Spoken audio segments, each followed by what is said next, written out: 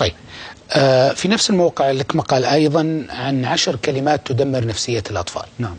فيك تقول لنا وش هي الكلمات اللي تدمر؟ أنا كاتبها حقيقة أمامي، يعني 10 كلمات. الأولى ذكرتها الشتم، أن الأب والأم يكثرون الشتم. 2 يشتمون الطفل. يشتمون، نعم. 2 المقارنة، أنت تقارنه بأخوه ولا لا فلان أحسن منك، فلان أحسن طبعا منك. الشتم وفيه قاموس من الشتائم ممكن ندخل فيه. نعم، قاموس كبير جدا. المقارنة منها، مقارنة أنه شوف فلان أخوك أحسن منك، أو أحيانا مقارنة ولد عمك أفضل منك. والمقارنة سلبية جدا جدا سلبية. التربية جدا سلبية. أنت قاعد تدمر ذاته كأنك أنت ما اعتبرته موجود. 3 الحب المشروط، أحبك لو فعلت كذا. يعني حتى أحبك مصلحة، يعني أنت يا يبا مو حابني حب صدقي، هاي تدمر. يعني وش الحل؟ أني أقول له أنا أحبك بس ما أحب فيك تصرفك السيء. بالضبط، تفصل الذات عن السلوك. وبالتالي لما تفصل الذات عن السلوك تستطيع أنك أنت تتعامل معاه بأريحية. 4 أنك تعطيه معلومة خاطئة. يعني ولد قاعد يبكي، تقول له الرجال ما يبكي. من قال لك الرجال ما يبكي؟ معلومة أصلا غلط، المعلومة ما صح، ما هي صحيح. أبو بكر الصديق أصلا كان من أوصافه كثير البكاء، والنبي كان يبكي، والنبي صلى الله عليه وسلم على طفله. فأنت قاعد تعطي معلومة غلط، وبالتالي هذه تدمر التربية والبنية الأساسية بالنسبة للأولاد والبنات. هذا الولد ينني، لا مو صحيح، ما يننك. ما شاء الله بكامل عقلك، شلون يننك؟ هذه معلومة غلط، هذه تدمر.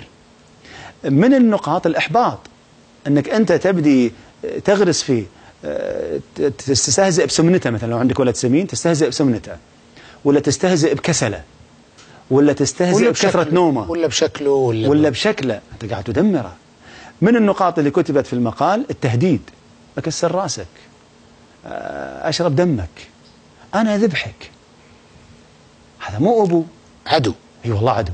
هذا إسرائيليين ما سووا لهم شيء. المنع الغير المقنع، يستأذنك، لا. ليش لا؟ لا يعني لا. طيب ما خالف، لا بس ليش لا؟ لا قلت لك لا. ولا يقول له بكيفي مزاجي مثلا. الدعاء عليه، وهذه حقيقة إشكالية ثانية، تدعو عليه. وفعلا وأنا عندي قصص كثيرة. والأمهات أكثر شيء يدعون. لابد من ضبطها، إنه الله لا يوفقك، الله ياخذك، الله أنا عندي أعرف أم عندنا في الكويت، يعني عصبت على ولدها، قالت له روح عسى ما يتبعك ولد. هذا الرجال عقيم، لا عنده 10 بنات، كل ما تحمل زوجته بنت، راح تزوج ثانيها بنت، راح طلع، يعني الدنيا تدمرت في حياته. أخذ ثالثة بنت، وتوفى وما مشى بجنازته ولد على دعوة أمه. ولذلك بس وقف زواج. نعم، أقول الله يرحمه وقف زواج آخر شيء. يدور العيال بالزواج، يعني على أساس إنه نعم. من النقاط الفضيحة وهي 10 أنك تفضحها، تروح قدام الجد والجدة، ترى ولدي سوى كذا كذا، مسكين يصير وجهها الكبر.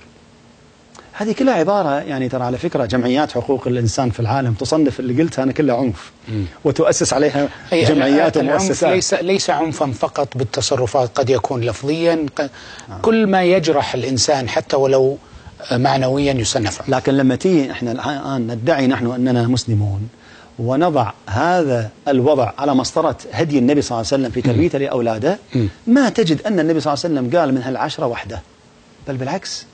أصلا كان النبي صلى الله عليه وسلم لما يغلط الطفل يغض بصره عنه، وكان يوجه توجيه حكيم.